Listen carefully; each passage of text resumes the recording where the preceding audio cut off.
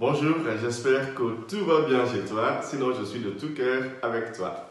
Ce matin, chers amis, j'aimerais partager avec vous deux histoires. La première histoire était dans l'année 70 du 1er siècle de notre ère, si tu veux. En cette année-là, le temple à Jérusalem a été détruit. Détruit, les historiens nous disent que c'était par les Romains qui étaient des colonisateurs, pour ainsi dire, des Juifs à l'époque. D'autres historiens nous disent que non, c'était les Juifs eux-mêmes qui ont mis le feu dans le temple. Il y a même des accusations selon lesquelles ça aurait été les chrétiens qui auraient brûlé le temple. Bref, le temple a été détruit. Et c'était une catastrophe.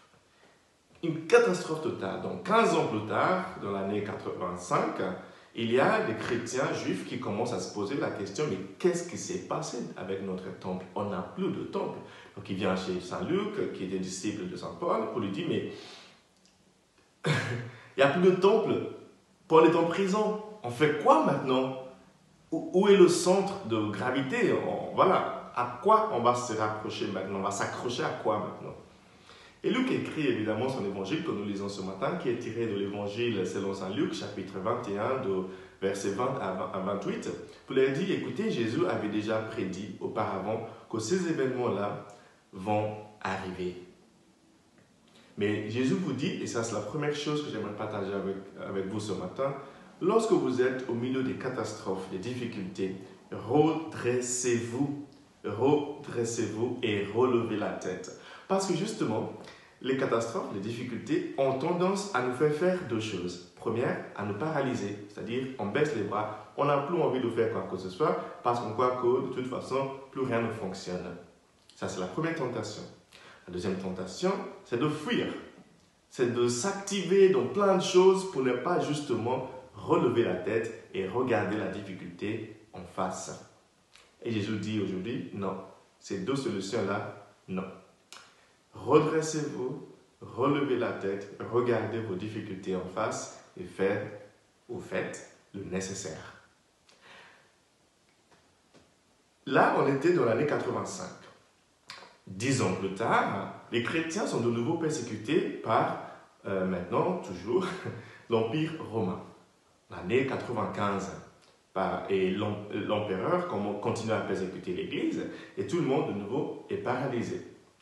Et en ce moment-là, c'était Jean qui a écrit le livre de l'Apocalypse que nous lisons ce matin, qui est l'Apocalypse chapitre 18, de verset 1 à 23. On lit aussi une petite partie du chapitre 19, de verset 1 à 3. Jean leur dit, la grande est tombée. Babylone est tombée. Pourquoi il parle de la grande, de la bête, de Babylone? Parce qu'à l'époque, ils avaient tellement peur qu'ils ne pouvaient même pas mentionner le nom de l'empereur ni de l'empire. Donc, ils ont dû inventer des surnoms et des images et des symboles pour parler de l'empereur et de l'empire. Donc, il a dit ce matin que Babylone est tombée.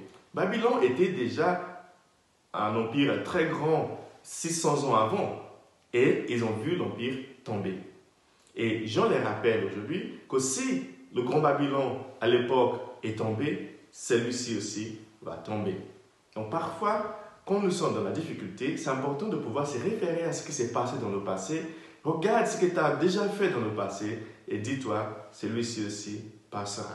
Je vaincrai parce que je l'ai fait déjà dans le passé. J'en suis capable. Et j'aimerais vous montrer aussi dans ce texte, c'est que Saint Jean essaie de montrer aux chrétiens du 1er siècle. Il a dit que tout pouvoir est temporaire. Donc, si Dieu te donne du pouvoir, déploie cette force ou ce pouvoir pour le bien. Parce que ce pouvoir, un jour, te sera enlevé. En tout cas, si le pouvoir ne t'est pas enlevé, toi-même, tu seras enlevé de la terre. Pour nous dire que si nous avons le privilège de pouvoir influencer quelqu'un ou quelque chose, de pouvoir changer quelque chose ou quelqu'un, faisons de notre mieux d'être dans la justice et dans ce qui est bien pour le monde et pour l'autre. Parce que de toute façon, le pouvoir que tu as aujourd'hui, tu ne l'auras pas demain. Et même si tu l'as demain, quand tu seras mort, tu ne l'auras plus. Tout simplement pour nous dire qu'il est important de déployer nos forces et nos énergies et notre pouvoir toujours pour faire le bien dans le monde. Chers amis, 311 ans plus tard, évidemment, le Grand Empire s'est converti en christianisme. La grande bête est vraiment tombée. Parfois, dans notre vie, c'est important de prononcer des choses avant même qu'elles se réalisent. Parce qu'il y a la force dans nos paroles, il y a une force dans ce que nous disons qui fait que ce que nous disons se réalise. Donc attention à ce que tu te dis, à ce que tu dis tout le temps dans ta tête, dans ton esprit, même à travers ta bouche.